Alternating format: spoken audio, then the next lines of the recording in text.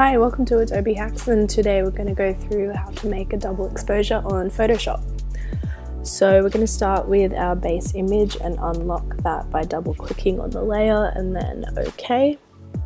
And next we're going to create a new layer, drag this to the bottom and fill this with white. Now this will become important later, but I will show you then. So next what you want to do is add a black and white filter to this photo, and you can click auto or play with the settings, that's up to you. But I'm going to leave it like this. And then next you want to add curves, and we want the blacks to be really dark and the whites to be really light. So something like that is okay for now. And what you want to do is drag in the image which you will be overlaying and scale and position that. And then change the blend mode to one of these in the lighten section. Now I think I'll go with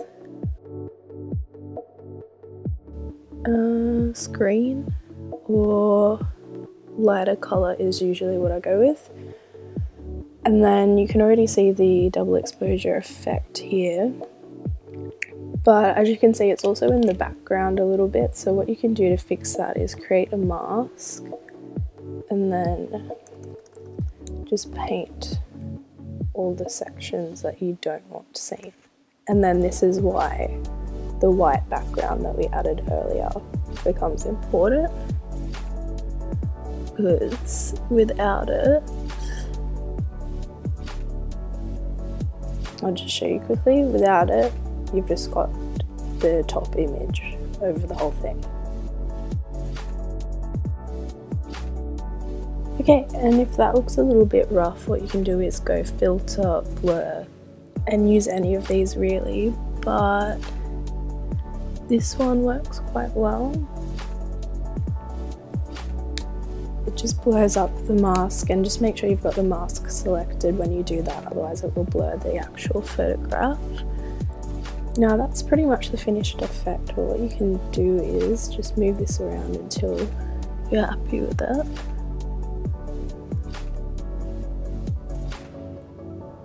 So something like that's okay. But if you wanted to make it a bit more vibrant, what you can do is come up to image on the top layer, adjustments, add some curves to that one as well, just to bring it out a bit more. And you can, and the reason we do a layer of curves on the bottom image is so that you can come back in and adjust it. Because if you go through image, you can't adjust it later, unless it becomes a smart filter, but that's annoying. So I'm pretty happy with that, but I'm going to add another image, and we're going to do the same steps. So we're going to scale this up, place it, I'm going to put this underneath the top layer, and I'm going to set this to screen. Just going to move this till I'm happy with it, and that just looks a bit more dynamic than before. And one other thing is, if you wanted to play with the background a little bit,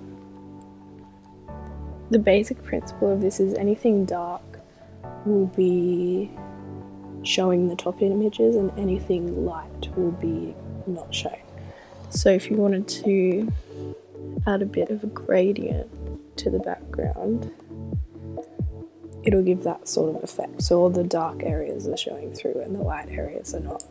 So that's pretty much all the tools you'll need to create some pretty cool double exposures in Photoshop.